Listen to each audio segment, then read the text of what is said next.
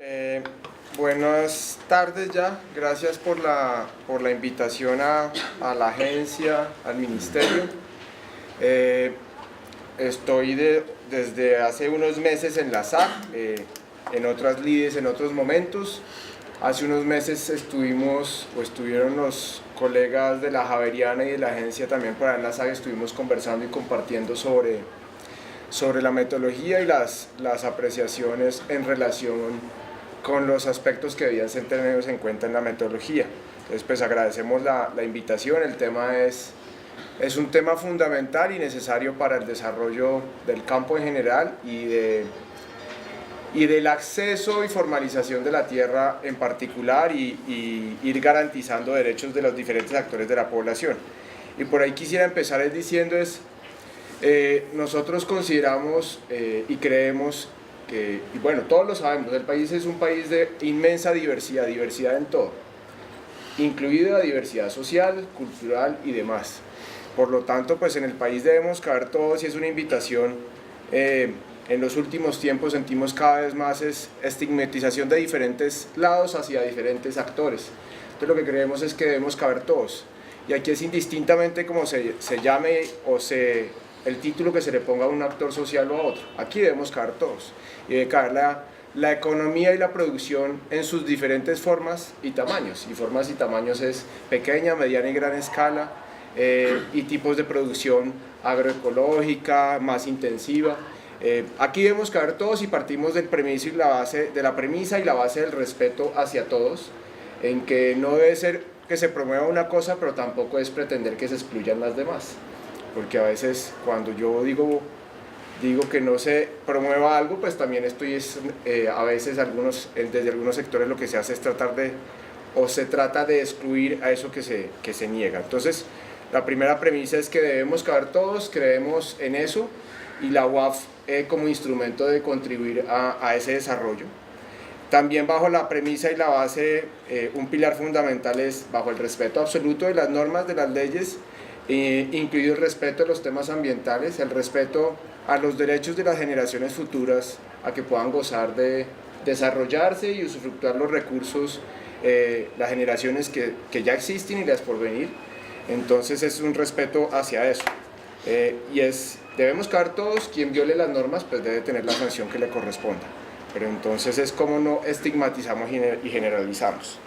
Entonces, habiendo dicho eso, antes de tratar de entrar un poco en los temas normativos, aunque yo soy economista, yo no soy abogado, quisiera como que me dispensaran si cometo alguna imprecisión jurídica, pero traté de ser muy juicioso, César, en el panel sobre marco normativo. Entonces, si cometo algún error jurídico, les pido me dispensen. Pero antes de eso, algunas referencias generales porque además varios de los puntos que se nos invitó a tratar en este panel fueron tratados en el anterior, pero algunas referencias generales y como para dar claridad de lo que piensa la SAC y lo que somos la SAC. Y en la SAC agrupamos gran parte de la producción agropecuaria, la mayoría, y en la SAC estamos pequeños, medianos y grandes en diferentes formas y escalas de producción, y eso es importante que todos lo tengan presente. A la SAC se le estigmatiza, hablando de las estigmatizaciones de agroindustriales y acaparadores, y ahí en la SAC están también paneleros, cafeteros, en gran medida pequeños, en su mayoría pequeños productores, así como en otros gremios y sectores que representamos. Entonces nosotros hablamos en representación de todos, en términos de UAF, y para ir tratando de entrar en materia desde lo general a lo particular, problemas de la tierra en Colombia, una inmensa informalidad. Se ha hablado de algo de informalidad, pero tratando de recordar las cifras, son más o menos el 70% de la tierra es informal en Colombia. Entonces ahí hay un tema fundamental a desarrollar. El decreto 902 creemos que acertadamente trata de dotar de herramientas a la agencia para formalizar de una forma más expedita y adecuada, porque también creo que vale decir, las cosas deben decirse como son. Las herramientas jurídicas existentes hasta antes del decreto 902 no le permitían a los administradores de tierra ser los más eficientes en formalización de predios privados. El decreto 902 trata de resolver esas cosas, creemos nuevamente acertadamente. Y hay un tema que se ha hablado reiteradamente, y en formalización, predios privados, sí, esto no estamos hablando de adjudicación, pero hay un tema fundamental en formalización de predios privados cuando hablamos de UAF, es extensiones menores a una UAF. Entonces yo quisiera resaltar, porque creo que tú lo mencionaste, bueno, otras personas lo mencionaron, y el doctor Montoya lo mencionó ahorita, y yo pues con todo respeto difiero de ustedes. El país, si uno se va a la teoría y lo conceptual, pues el país es un desastre, podríamos decir, en muchas cosas de ordenamiento y de desarrollo, pero ese es el país que tenemos. Gústele a uno o no le guste, ese es el país que tenemos. Gústele a uno o no le guste, pero hay una microfundización de la propiedad muy importante. Robert lo dijo muy bien en Nariño, pero vámonos aquí a Cundinamarca, Boyacá, y la microfundización es una realidad importantísima. Entonces, lo que yo menos puedo hacer como ciudadano, o si estoy desde el sector público tratando de legislar o donde sea, es desconocer esa realidad. Entonces, esa es una realidad, y muchos de esos predios en algún momento alguien los adjudicó y fueron baldíos, se adjudicaron, y empecemos con precisiones jurídicas. Una vez adjudicado, dejó de ser baldío y dejó de ser de la nación, pasó a ser propiedad privada. Entonces, en algún momento muchos de esos predios se adjudicaron. Entonces, el tatarabuelo de Robert o de quien sea, le adjudicaron un predio, asumamos que fue en una UAF, y eso se fue subdividiendo a sus hijos y a sus nietos. ¿Y qué es lo que yo quiero como Estado según la ley, como en teoría está establecida, porque la excepción es menos de una UAF? Entonces, que yo empiece a quitarle, ya Robert ya no puede partir, si tuvo el tatarabuelo de Robert 10 hijos, entonces solo le podía repartir a 3, porque si no, no alcanzaba, y así sucesivamente hasta que hoy ya, pues de malas los demás. Yo creo que esas cosas a muchos podrán no gustarles, pero es la realidad de nuestro país, de cómo se ha desarrollado. Otros predios baldíos se han venido ocupando sucesivamente, y los pequeños productores y campesinos han llegado allí, se han asentado y se han repartido como a bien han tenido a lo largo de la historia ese gran predio baldío, pero hoy está subdividido sin formalización en muchas manos. Entonces tengo tanto la formalización de predios privados como esa formalización de esas baldío que está allí, que voy a tener que adjudicarles menos de una UAF.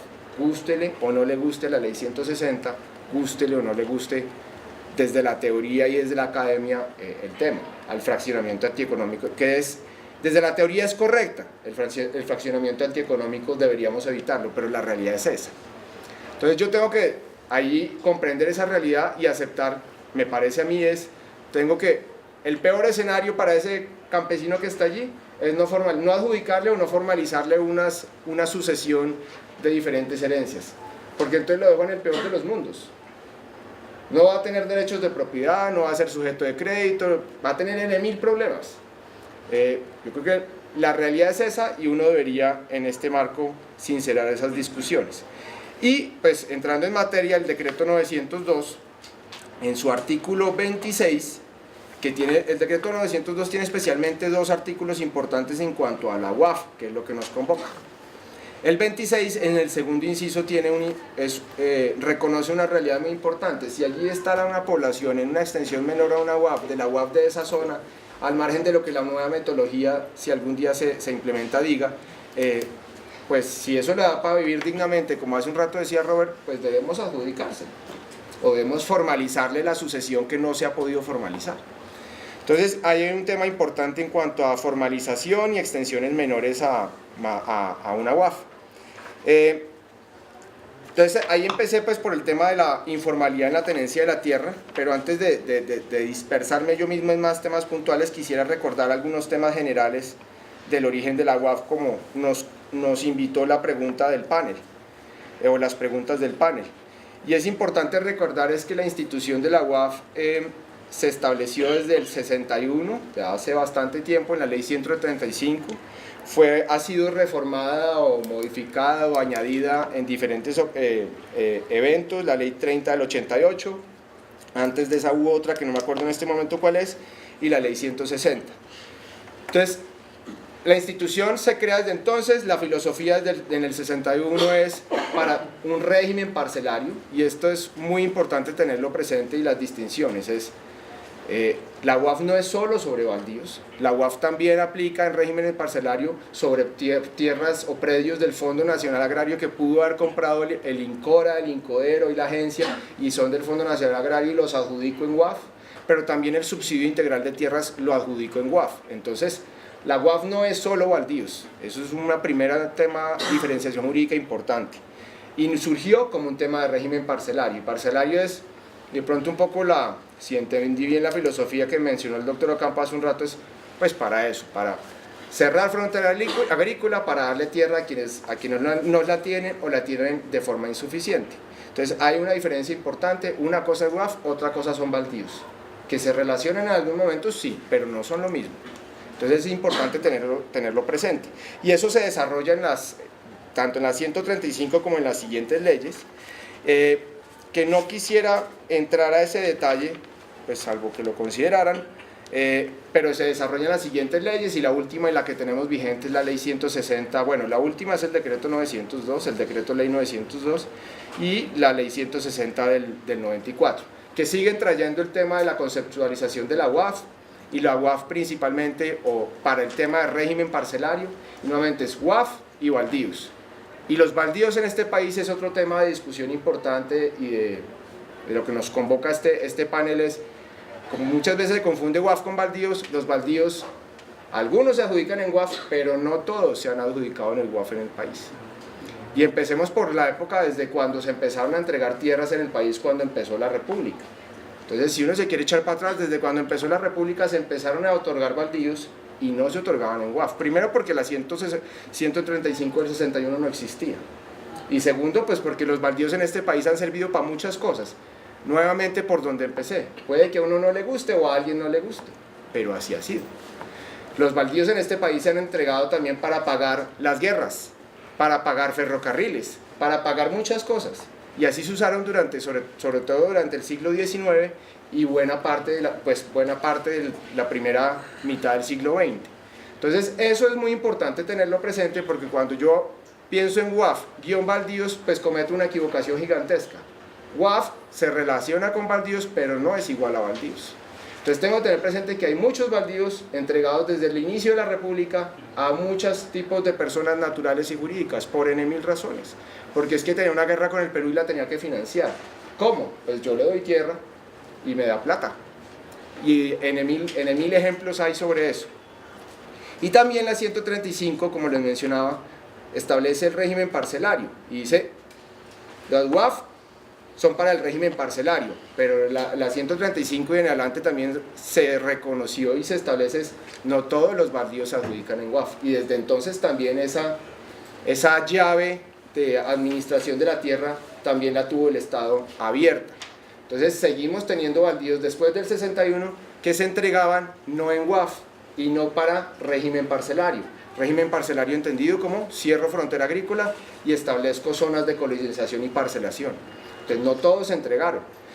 Tenían que cumplir unos requisitos y calidades, sí, pero entonces nuevamente no confundamos WAF con eso, y todo eso nos lleva a la discusión también de la 160 y el artículo 72 y lo que mencionaba el doctor Ocampo hace un rato, con quien difiero en algunas de las cosas que mencionó sobre el asunto. Entonces, si yo tengo claro que no todos los baldíos del país se han entregado en WAF y no todos se han entregado para régimen parcelario, pues yo tengo que entender que cuando surge la 160 del 94, hasta el 4 de agosto de 1994 había mucho baldío que se entregó por fuera del régimen parcelario. Y si lo entregó por el Estado por fuera del régimen parcelario no tenía restricciones, era de libre circulación.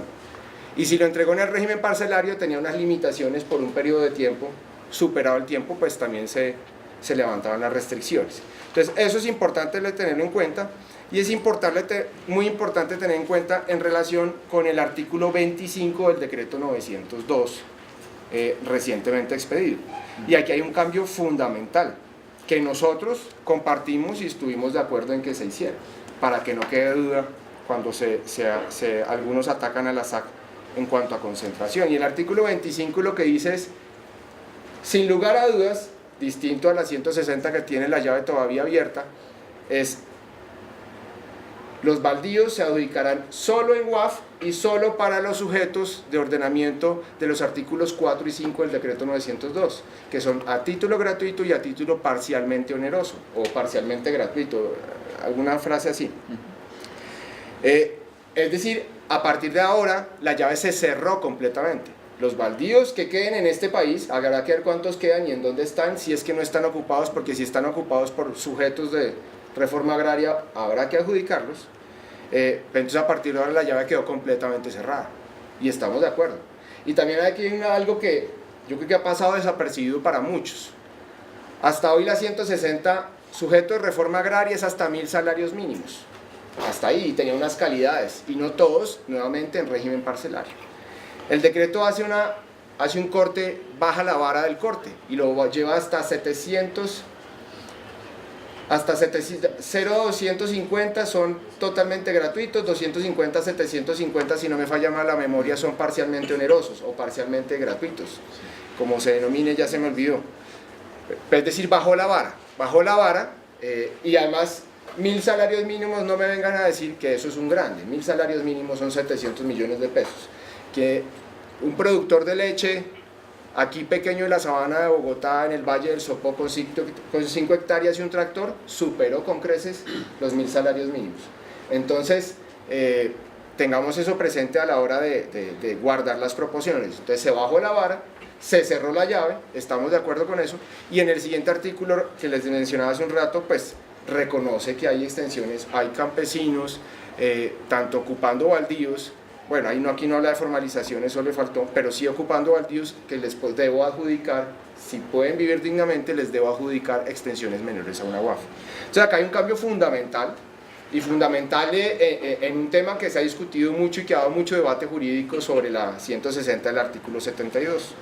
Y como se mencionó hace un rato, yo también quisiera hacer un par de claridades allí. Entonces nuevamente, no todas las UAF son baldíos, UAF no es igual a baldío, no todos los baldíos se adjudicaron en régimen parcelario, y baldíos siguieron adjudicando hasta bien entrado el siglo XX y hasta la segunda mitad del siglo XX bien entrada para otros fines. Entonces hay una tierra que es de libre circulación, que cabe la discusión si está usada productivamente o no, claro, naturalmente, y ahí creo que es por todo reconocido que hay una buena parte de la tierra que no está siendo usada productivamente o de forma eficiente en el país.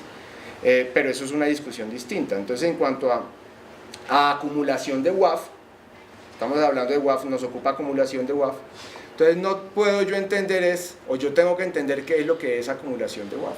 Entonces, acumulación de UAF es una tierra que pudo haber sido baldía o no, entregada en UAF como régimen parcelario y que tenía unas restricciones. Quien compró esa tierra por fuera, y en UAF hay varias restricciones y limitaciones. Tengo una limitación temporal de 15 años, si era proveniente de un baldío. Si era proveniente de subsidio integral de tierra, son 12 años. Pero si es baldío, son 15 años. Si en esos 15 años a mí me adjudicaron y la vendí a alguien que no era sujeto de reforma agraria, ahí hay una acumulación indebida de UAF. Si la vendí a un sujeto de reforma agraria y no tuve permiso del INCORA, del INCODER o la agencia, también tengo un problema de acumulación indebida de UAF. En cuanto a acumulación indebida de UAF. Ya si hablo de baldíos, bueno, le corren esas otras consideraciones, pero es muy importante tenerlo presente.